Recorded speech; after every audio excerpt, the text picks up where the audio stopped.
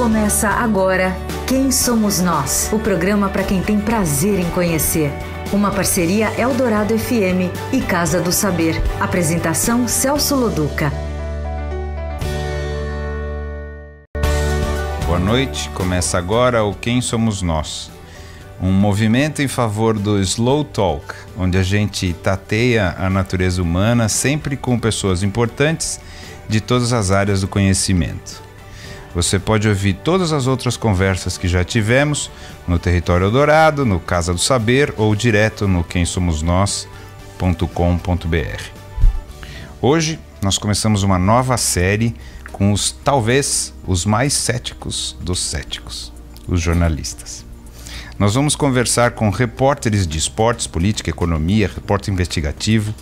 A ideia é explorar como que alguém que lida com o fato de ter que checar versões e fatos diariamente enxerga quem somos nós. E vamos começar bastante bem. Aqui com a gente, Sônia Rassi. Boa noite, Celso. Fizemos junto, que bonito. Já começamos bem. Sintonia. Sônia, quem é você? Pois é, Celso. Eu não sei muito bem. Eu sei o que eu não sou. Eu não sou mau caráter. Eu não sou,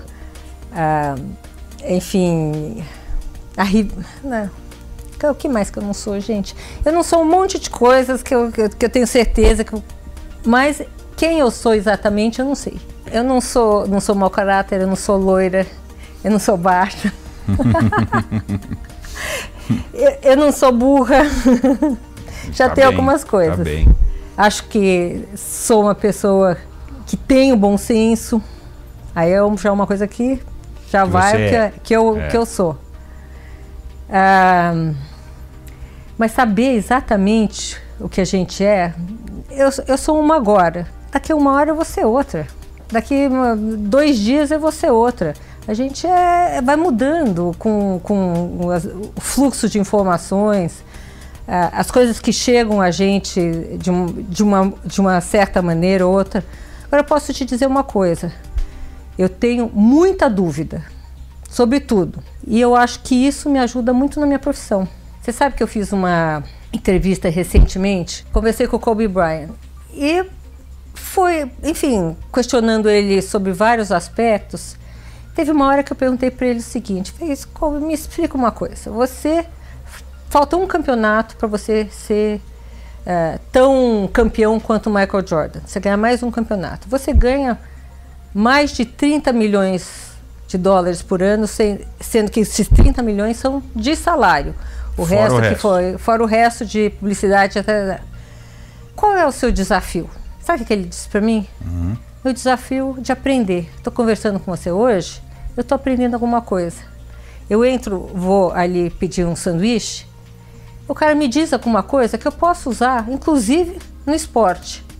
Eu saio na rua, pego um táxi, eu ouço alguém conversar, eu estou aprendendo uma coisa nova. Meu desafio é aprender sempre, que quem não tem isso, não anda para frente. E é o teu também? Para mim é igualzinho. O jornalista, no meu ver, que eu sei que não é no ver de muitos colegas, é pago para aprender. Então eu aprendi um pouco de tudo. Primeiro, da onde que vem isso? Quer dizer, por que você escolheu jornalismo ou você não escolheu jornalismo?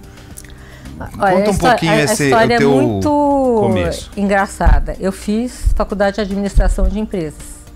Me mudei para o Rio, fui fazer um estágio no antigo Banco Nacional. Já é extinto, né? Quebrou. Fui fazer na área de marketing deles.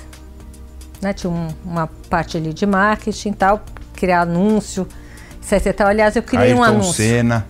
Eu criei um anúncio para o Banco Nacional para o Dia do Trabalho. Que é que se hoje você acordar e tiver vontade de trabalhar, deita que passa.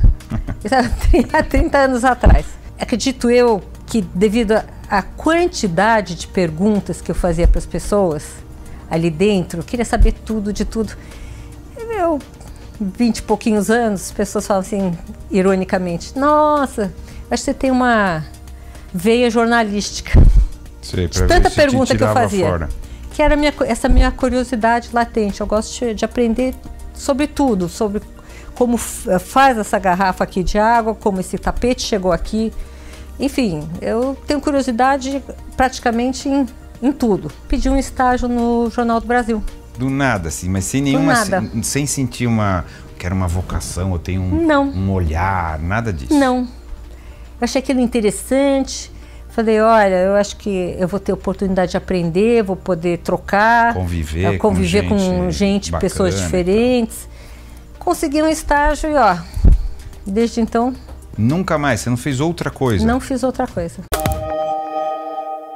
Na minha visão, muitas decisões macro partem do micro. Elas partem de pequenas partes de você que acabam influindo numa coisa maior.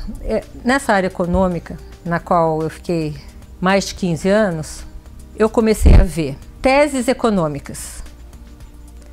No fundo, naquele debate de teses econômicas, eu comecei a perceber que ali tinha uma parte do ser humano querendo... É do ser humano ou dos interesses específicos de determinada coisa, ou as duas coisas, ou...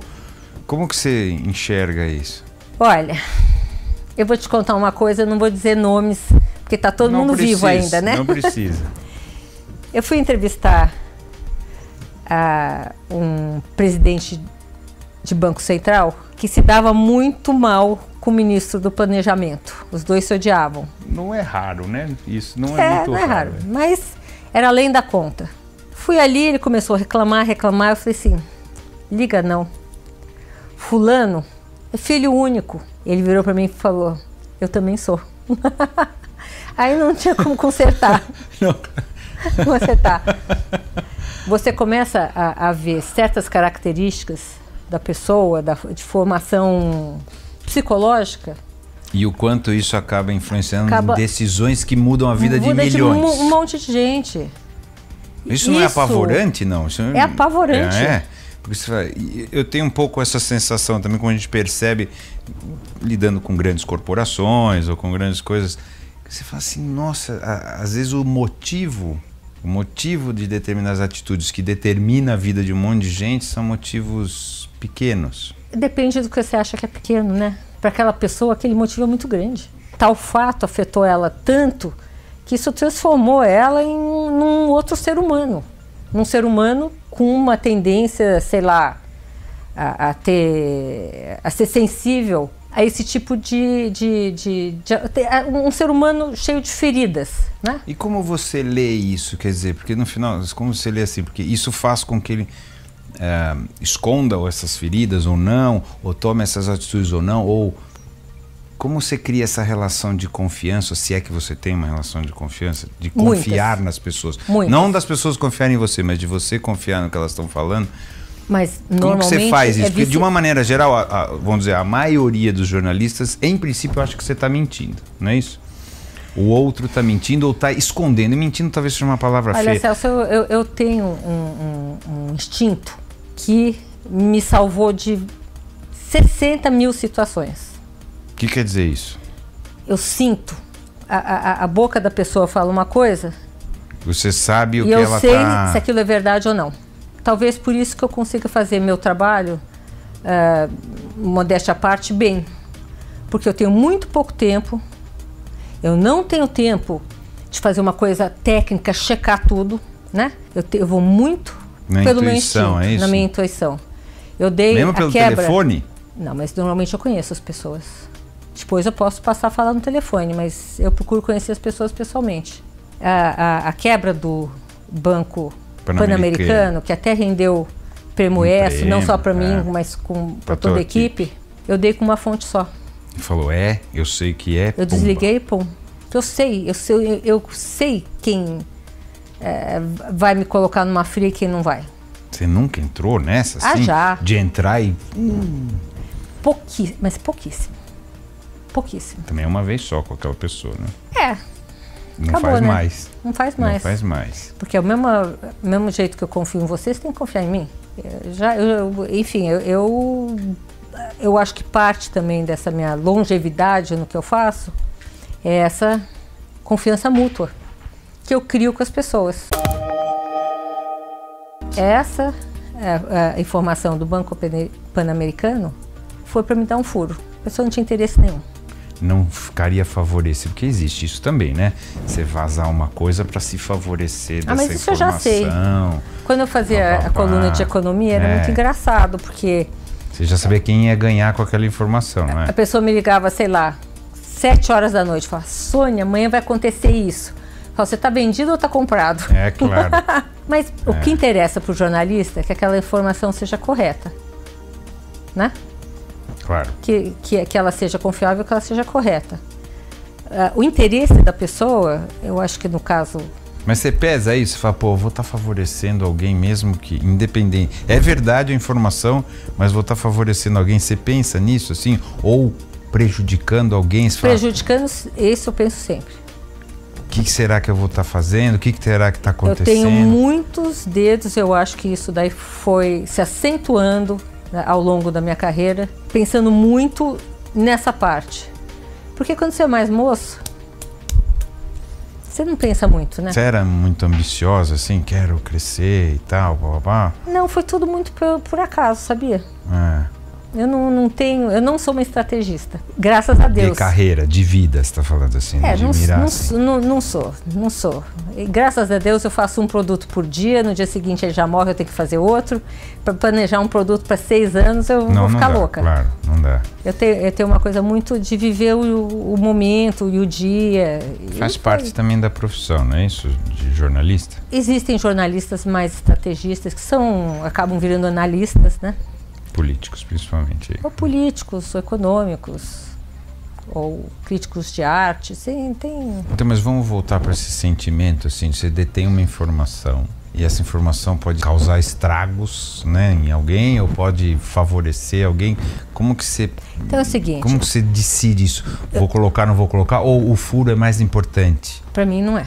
Eu tenho uma linha de atuação que eu penso no médio e longo prazo. Nisso eu sou estrategista. Mas eu acho que porque combina com o meu caráter. Eu fui entrevistar uma pessoa outro dia que é um super mau caráter, conhecido. Aí ele me acompanhou até a porta, falou um monte de besteira que sabia que eu não ia escrever, né? Porque não é do meu feitio. Ele acompanhou até a porta e falou assim, nossa, Sônia, legal você ser tão bom caráter. Eu falei, eu não tenho opção, você tem? É isso. Então combina. Ele não vai falar mais com você, é isso?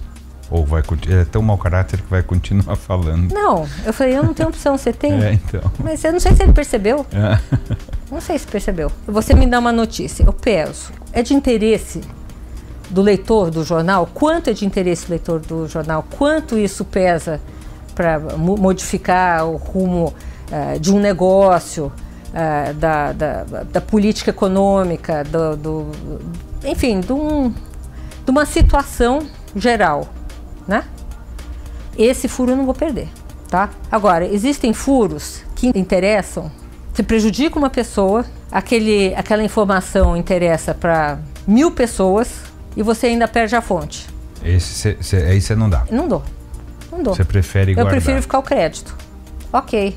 Não Mas dou. dá um poder isso, quer dizer, do jeito que você está, assim, o jornalista está empossado de um poder que é de decidir, assim, se farei ou não farei isso, não é isso? Eu não sei se eu jornalista você tem muito, essa sensação? Eu tenho colunista, muito colunista, né? Então, assim, você tem essa sensação, assim, meio deusa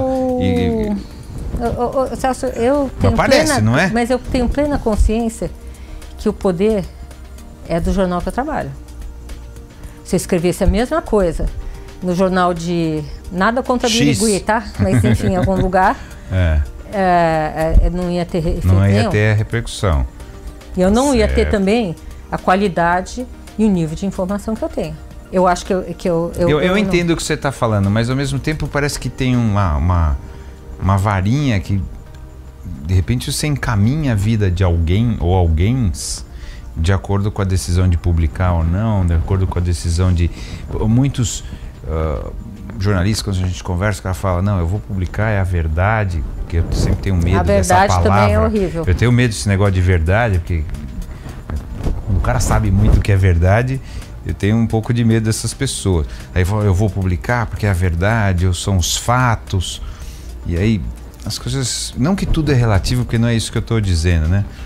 Mas assim, parece que tem um poder de salvação. Entendo. Eu acho que o jornalista, ele tem, além dessa coisa da curiosidade, né, de saber, de aprender, ele tem uma coisa de querer os do bem, né?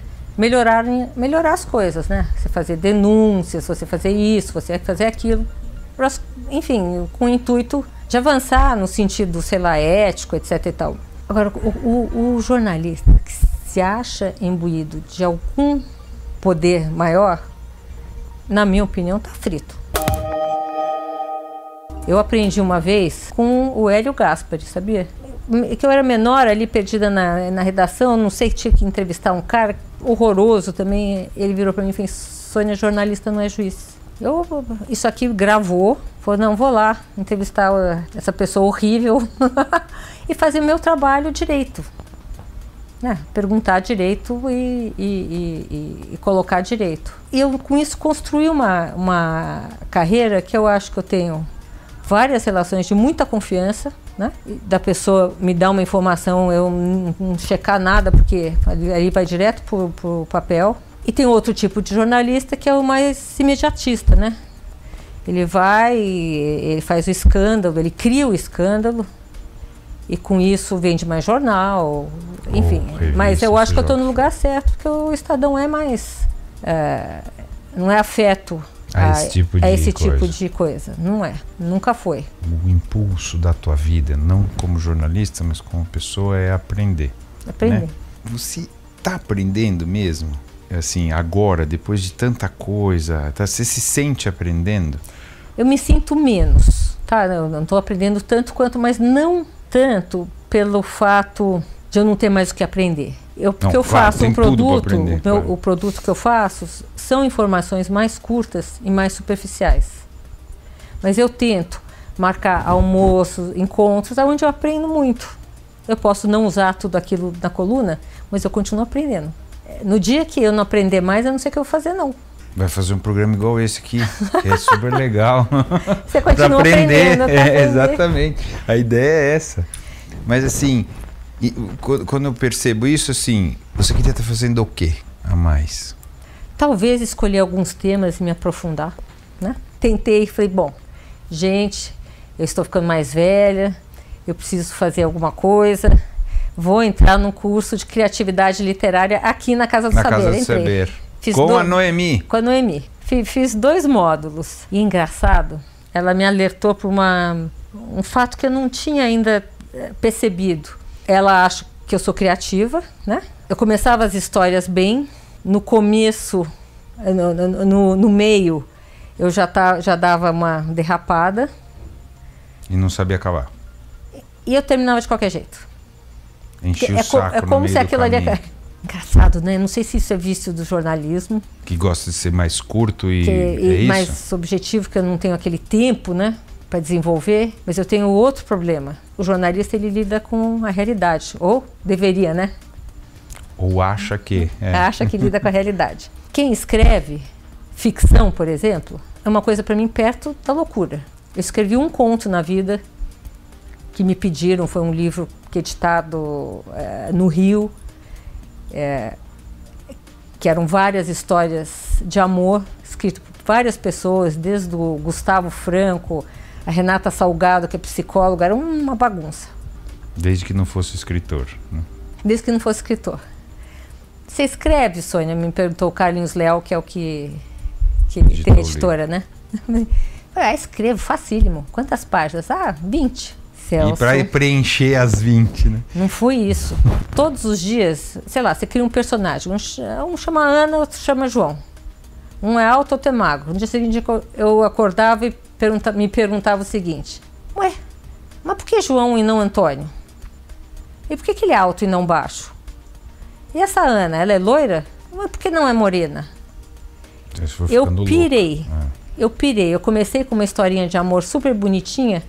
Eu acabei com um psicopata perseguindo várias pessoas pela cidade. O que é legal, o que no final das contas é legal. Mas se eu tivesse mais uma semana, ia mudar tudo de novo. Mas é um pouco assim, os escritores dizem que o livro não acaba, né? Eles têm que acabar porque... Alguns, né? Fazem assim. Eles têm que acabar porque senão Mas continua. eu não sei como é que eles fazem uma linha daquilo ali e se mantém aquele personagem. Porque aquele personagem, como eu tenho dúvida de tudo, aquele personagem pode mudar. Vai mudando. Vai mudando. Mas essa é uma boa ideia também pro livro. Péssima, eu sofri muito. Péssima. Vou te contar uma história. Eu comecei, na época que eu tinha coluna econômica, a fazer palestras. Eu falei, bom, o que eu vou fazer numa palestra que faça sentido para mim e que eu possa passar para os outros? Como eu não acredito em previsão econômica, e eu fazia na própria coluna, direto da fonte, no Estadão, no final do ano, um levantamento de tudo que tinha sido previsto, e quem acertou e quem errou, e dava sempre tudo errado, eu falei, eu vou mostrar para as pessoas que previsão econômica não é uma boa. Eu começava com um mapa do tempo, subia, falava assim, gente, olha, estamos aqui, sei lá, em São Paulo hoje, a previsão é de sol. Eu sempre errava. Enfim, fazia ali uma historinha de meteorologia. Previsões. E falava assim, tá vendo? Isso é a mesma coisa com previsão econômica. E contava toda essa história das previsões, de como elas iam, etc e tal. Aliás, teve uma muito engraçada, que o professor Afonso Celso Pastor, a quem eu respeito muito, foi o único, num ano desses, que acertou o resultado da balança comercial. O único. Que era o único que deu como positivo. E como eu sabia disso? Porque eu faço pesquisa nos jornais, né? Ligo pro professor. Professor, parabéns, professor. O senhor foi o único que acertou que a balança comercial esse ano ia ser positiva. Sabe o que ele disse para mim? Ele falou, Sônia... Dei azar, errei. A repórter veio aqui, eu disse negativa, ela pôs positiva, e eu não me... não me dei ao trabalho de consertar. Falei, agora a senhora já acertou, fica já escrevi. Aí de gostosão, não fica aí que a senhora já acertou. Mas esse tipo de palestra, você não sabe o fracasso que foi. Por quê? Porque as pessoas queriam que Certezas. você chegar lá e falar isso, exatamente. Certezas. Elas odeiam dúvidas. Odeiam. Elas não, nós, não é? Todos nós, de verdade. Acho que tem graus. Por isso que a gente vai em cartomante. Não é isso? Por isso que tem o horóscopo lá, que as pessoas leem, hoje você vai estar melhor ou pior, etc. Não é? É impressionante, né? O ser humano não consegue conviver com a dúvida. Então acho que conviver com esta escuridão, vamos dizer assim, é pesado. E muita gente opta por assumir alguma resposta, seja ela qual for. Você acha que está indo para onde? O país, tenho muitas dúvidas. Sociedade, boa. Tenho muitas dúvidas. Qual que é o sentimento que você tem? O brasileiro, como eleitor, amadureceu muito mais que a classe política. Essa é uma opinião, não é só minha, é de muitas pessoas. Também é natural, né, que primeiro mude a sociedade para depois mudar a representação dela, né? Isso também historicamente acontece assim, né? A sociedade está na frente dos seus representantes. É muito difícil acontecer o contrário. Mas ainda falta, nessa representação, uma melhor educação. O que quer dizer isso? Um sistema educacional melhor, né? Que dê possibilidades, que as pessoas consigam enxergar as diversas opções que elas têm, os direitos que elas têm. O brasileiro ainda não é consciente totalmente da sua cidadania, dos seus direitos, do que ele pode fazer. Por que você acha que não é? Por um problema educacional. Um sistema educacional que eu acho que é falho e continua sendo falho. E aí a gente vai entrar... As pessoas então não têm capacidade de discernir, é isso que você está falando? Entre o que é melhor e pior, nesse sentido? Tem menos ferramentas que deveriam ter para poder tomar uma decisão. E ainda vivemos muito num país daquela antiga lei do Gerson, né? Então, eu converso muito na rua que eu gosto disso. As pessoas pensam assim, mas fulano de tal não fez isso para mim, que não deu. Eu falei, mas não é só para você. Se fosse fazer só para você, ou porque você está querendo, ia prejudicar um monte de gente. Então, o coletivo aqui ainda é muito falha. A natureza do brasileiro... Mesmo do ponto de vista de direitos também, no sentido, quando... Eu me lembro quando foi aprovada a lei dos direitos das empregadas domésticas, eu vi muita gente reclamando que as empregadas domésticas não deveriam ter os direitos. Que ela veio tarde, né? Mas isso não é uma questão de educação, de pensar no coletivo? Não é, porque a gente rica, muito bem educada, nos melhores colégios, esses é que estavam reclamando, não eram os pobres. Então, assim, esses caras estavam reclamando, então eu não sei. Eu entendo que você quer falar de educação, mas acho que tem um outro... Mas deixa eu te falar uma coisa, né? Falta educação, eu não excluí a elite disso. Então, mas a elite... Então vamos definir educação, porque a elite, teoricamente, é bem educada, teoricamente, não é isso? No sentido de escolas e etc. É uma educação cívica. de Entender que respeito, a gente vive todo mundo, respeito ao outro. Estamos todo mundo no mesmo barco. No mesmo barco. É a tal da lei do Gerson, né? Que eu estava mencionando. Ela leva vantagem, então vou levantar aqui, né? Não importa o outro. É você furar fila de cinema, essa coisa simples, né? De respeito ao outro. Mas não é só no Brasil, você vai lá na França, os caras furam a fila direto. Você vai no seu... De novo, é humano, eu não estou defendendo isso, pelo contrário. Acho muito feio essa história toda. Acho que as pessoas têm que abrir mão mesmo de algumas coisas em prol... Mas sabe quando elas vão abrir mão das coisas? Quando elas forem ou punidas, né? Por comportamento inadequado, não coletivo, ou quando elas forem premiadas por um comportamento adequado. Mas isso é o quê? Na família? Começa pela família, né? Começa pela família. Sabe assim, o que é que a gente está falando? Porque é bem isso, quer dizer, a gente vê muita gente muito bem educada, nas melhores faculdades, melhores colégios, lá falando absurdos a respeito de coletividade, de direitos dos outros, que não eles. Então...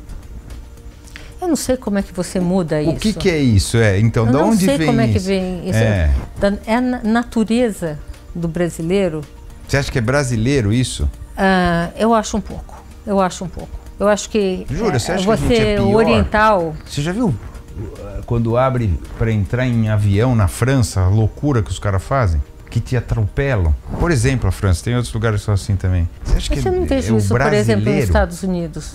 Você não vê alguém furando fila, jogando coisa no chão? Porque lá é feio fazer isso. O cara é punido, o outro leva tem uma multa. Coisa... Leva multa, o outro vai lá e denuncia. Olha, ele tá fazendo isso, né? Eu acho que tem um monte de coisa, mas eu queria entender, porque como é que a gente vai fazer então, né? Você fala dos franceses, talvez seja uma coisa meio latina, né? Itália. Talvez. A Itália é meio bagunçada também. Como mudar isso? Tenho a menor ideia. Quem que somos nós? A consciência, né, que o ser humano tem, pode ter nos tornado um projeto pior que o dos dinossauros, por exemplo. No dinossauros existia uma lógica, né? Ninguém matava por maldade, né? O Tiranossauro Rex comia o Brotossauro porque tinha fome, o Brotossauro comia grama, o outro lado existia uma lógica que você podia acompanhar, né? Não existia a gratuidade da violência. Eu acho que o ser humano, ele de alguma forma, ele evoluiu para um caminho onde a violência, a maldade, toda é gratuita. E aí, onde vai parar isso? Onde sempre parou, né? Porque nós evoluímos tecnologicamente, evoluímos cientificamente e não evoluímos como seres humanos. Essa sensação eu tenho clara para mim. Você se sente sozinha quando você fala isso? Não, eu acho que tem mais gente que pensa como eu. Não, mas sozinha no mundo, quando você olha e fala, nossa, parece que o mundo é de um jeito que eu não... Não, isso não me traz uma sensação de solidão. Me traz uma sensação de realidade mesmo. Eu costumo dizer, eu não sei como eu seria se eu tivesse passado fome na vida. Eu não sei. Eu ia roubar a comida do lado, não ia matar, não sei. Eu não sei o que eu faria confrontada com um perigo de morte, Qual a minha reação? Eu não sei. Agora, tem muito ser humano que ele confrontado com essas coisas, reage muito mal. Mal tem que eu digo... Tem muito que reage muito bem também. Alguns, né? Sim, que são os que, enfim, eu fico feliz, né? E me surpreendo positivamente, que como você disse no começo do programa, os jornalistas normalmente são céticos. Eles são céticos por quê? Porque eles passam, vou acreditar aqui, não acontece. Vou acreditar aqui, não acontece. Vou acreditar aqui, não acontece. Você vai num nível de frustração muito grande. Mas eu acho que eu, sei lá, tomei alguma vacina que quando eu vejo alguma coisa boa, que eu me apego a isso. Você não desenvolveu um cinismo que te defenda disso? Você ainda está aberta a... Pois é. E sou criticada por isso. Ah, é? Sou. Tome como um elogio. Tem um político aí, que eu não vou dizer o nome, também, que disse uma vez para mim, você é muito bom caráter para ser jornalista. Ótimo, fala, repita, mas eu vou gravar. Como crítica. E eu quero para mim. Como crítica. Eu entendo o que ele está falando e você também. Você também não é inocente, você também entende. Eu entendo, mas receba isso como um grande elogio, não é? Será? Você sabe. Deixa a dúvida no ar. Tá bom, então. Muito tá obrigado, viu, Sônia? Obrigada. Você ouviu Quem Somos Nós? Uma parceria Eldorado FM e Casa do Saber. Apresentação Celso Loduca.